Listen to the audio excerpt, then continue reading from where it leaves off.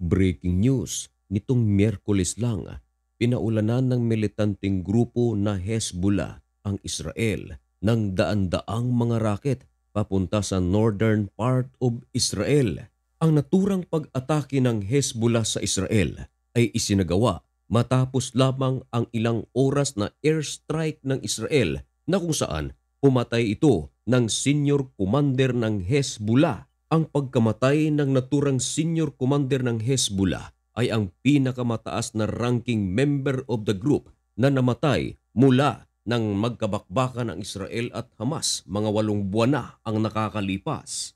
Pinalalabas ng militanteng grupo ng Lebanon na Hezbollah na ang naturang pag-atake nila na kung saan daang-daang mga rockets ang ipinalipad sa Israel ay ganti dahil sa napasla nga ng Israel ang senior commander ng Hezbollah. Nagsalita na rito ang kampo ng Israel. Ayon mismo sa Israeli military, kumpirmado na daang-daang mga rockets ang ipinalipad ng Hezbollah papunta sa northern part of Israel. At ayon mismo sa Israeli military, 215 projectiles ang kanilang na-intercept. Ibig sabihin, nakapasok man ito sa aerial space territory ng Israel ay hindi naman ito nakalapag sa lupain. Kaya ayon sa Israel, wala daw na-report na mga casualties dulot ng pag-atake ng Hezbollah. Agad naman na nagsalita ang kampo ng Hezbollah at tahasang inamin na sila nga ang may kagagawan sa naturang pag-atake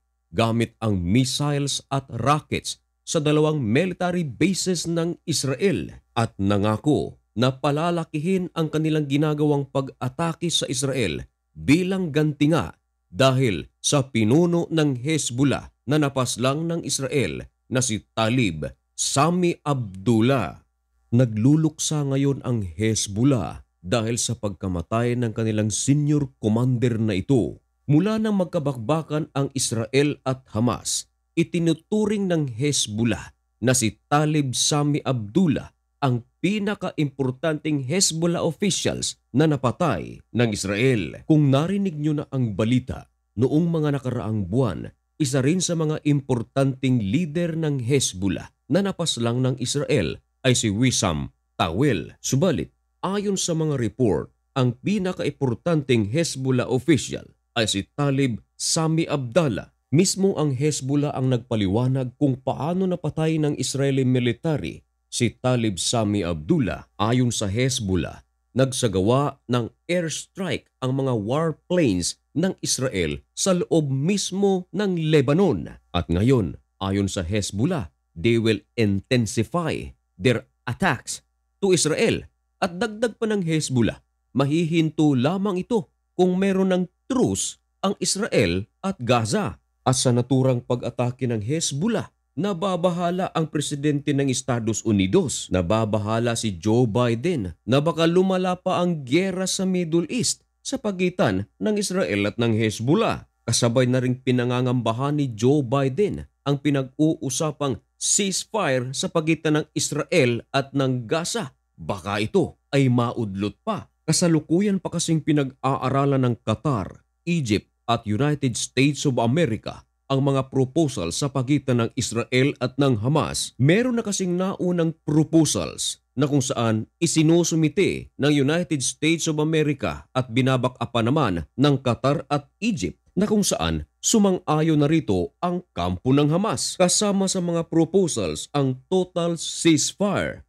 Pangalawa ay ang pagpapakawala ng mga bihag ng Hamas at mga prisoners naman ng Israel at kasama na rin ang rehabilitasyon ng Gaza. Samantala, ang Hamas naman ay humihirit pa ng mga pagbabago. Kaya hanggang ngayon, hindi pa ito naipapasa dahil meron pang ikinukonsidera ang mga mediators. Isa na rin sa nagpapatagal dito ay ang mga changes na ine-expect ng Hamas. At ngayon na umatake ang Hezbollah sa Israel, marami tuloy ang nangangamba na baka magbago ang isip ng Israel. Lalong-lalo na ang Israel sa pamamagitan ni Benjamin Netanyahu nagbitaw ng salita na bago magkaroon ng ceasefire, kinakailangan munang maubos ang Hamas. Kaya napakalaki ng impact sa ginawang pag-atake ng Hezbollah sa Israel at ito ang bagay na ikinababahala ni Joe Biden.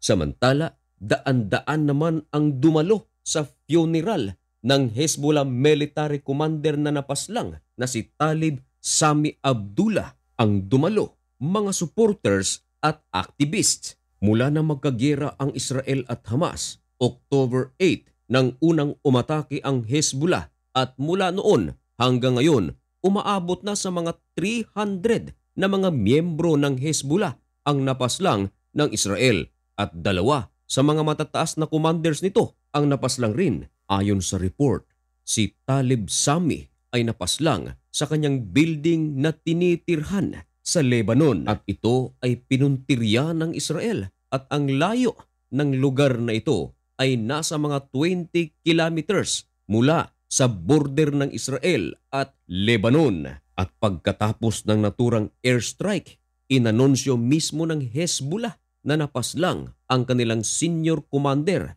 na si Talib Sami, kilala rin sa alias na Hajj Abu Talib na isinilang noong 1969.